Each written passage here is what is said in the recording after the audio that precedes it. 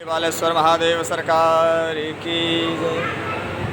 आज पावन पुनीत मास श्री श्रावण मास के शुक्ल एकादशी के पावन पर्व पर श्री बालाजी मंदिर बहादुरगढ़ में प्रतिष्ठित विराजमान श्री बालेश्वर महादेव का दिव्य अलौकिक पत्र और पुष्पों से दिव्य श्रृंगार करने का अवसर प्राप्त हुआ।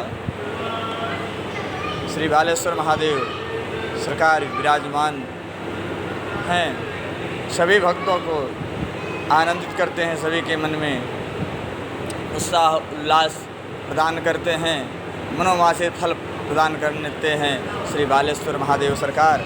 आइए हम आपको श्री खाटू नरेश का दर्शन कराते हैं। आज अनेक प्रकार के पुष्पों से दिव्य अलौकिक श्रृंगार किया गया है।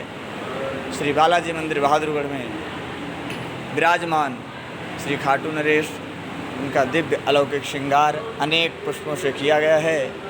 आपको इस वीडियो के माध्यम से हम दर्शन कराते हैं।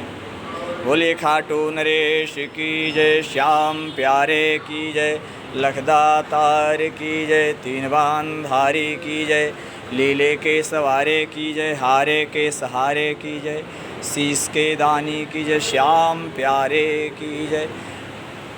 बाबा साक्षात विराजमान हैं, अपने भक्तों के मनोवांछित फल को प्रदान करते हैं।